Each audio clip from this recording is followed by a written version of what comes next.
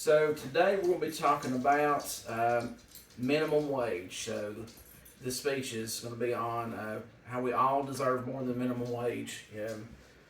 So the idea here is, we all need a livable minimum wage. That leads to, all backgrounds of lives having a fulfilling life. Because we need to have a higher minimum wage of $7.25 an hour, $209 a week, $15,080 a year. Can y'all imagine living on that kind of money? So, I know, ma'am, I know you're retired, but you couldn't, that's hard to live on. I know Social Security probably doesn't even pay that much. It's impossible to live on that. So, with me and Amy, two $7.25 an hour jobs, I make more than that by myself. And, we couldn't live on $15.50 an hour. So, and Carrie, I know you, Carrie, and Amy, me, all of us would make more minimum wage. And, it's still hard to leave. So, yeah. So according to a report from David Cooper from the Economic Policy Institute, in 2018, the federal minimum wage of $7.25 was worth 14.8% less than when it was last raised in 2009. After adjusting for inflation, 28.6% below its peak value in 1968, when the minimum wage was the equivalent of $10.15 in 2018 dollars. Wow. So, with this credibility in that, I'm also credible in this, as I have earned more than minimum wage for most of my life. But I have still experienced struggles with only earning the minimum wage. I remember when I started at Pizza Plus in high school, $5.15 an hour back in 2000.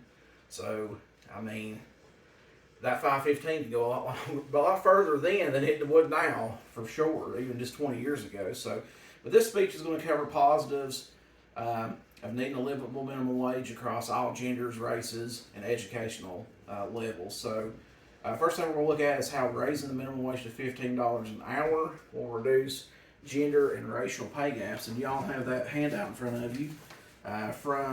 This is from the livingwage.mit.edu. So this is for Sullivan County, and as you can see, even for one adult working, the living wage they're saying is $12.40, and the minimum wage is $7.25. So one adult living in Sullivan County needs almost $26,000 a year just to live, and even at $12.40 an hour, $26,000, that's still not much money for one person. You're not getting very much. So.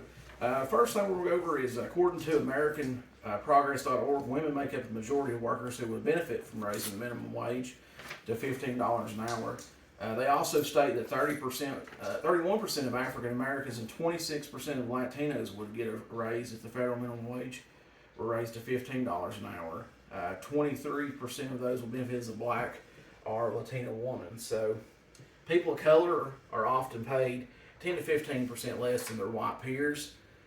Raising the minimum wage would decrease the growing pay gap, especially along racial and gender lines. And, like we went over, making more than $15 an hour has allowed me and Amy with not only our everyday needs, but, having that freedom to do things like we want in our life, like, going on this cruise recently.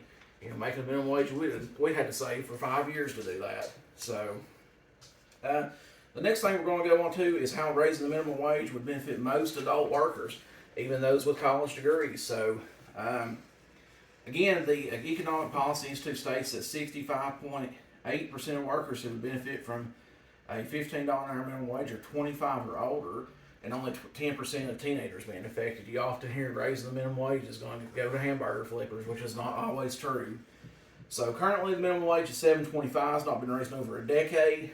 Today's workers earn less than they did even in 2009, the last time the federal minimum wage was closed, or increased rather. The EPI states that essential workers, like those in grocery stores or healthcare workers, would make a majority of those who would benefit from a pay increase to even to $15 an hour. So, $15 an hour is only $600 a week for 40 hours. It's not that much money, really.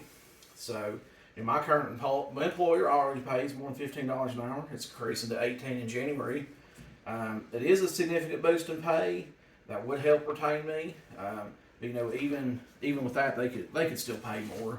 So the last point's going to be according to an article from AmericanProgress.org, raising the minimum wage can provide a potent and responsible stimulus to the economy. So, according to Rachel West and Michael Wright from AmericanProgress.org, they wrote in 2014, raising the minimum wage even to $10.10 per hour would lower government spending on federal nutrition assistance by $46 billion in the next 10 years. The Federal Reserve of Chicago stated that raising wages by even $1 an hour for low-wage workers would result in putting $2,800 a year back into the economy. And the Institute for Policy Studies states that every extra dollar a low-wage earner makes is about $1.21 added back to the economy. So even raising the minimum wage a little bit, it's going to do nothing but help everybody. So, Wow. With the research I've done, I find it hard to disapprove any reasons to not raise the minimum wage. It almost seems like it's going to help everyone, employees, employers alike. So, and just coming back to it, coming back around. So, me, Carrie, and Amy, we all work for the same company.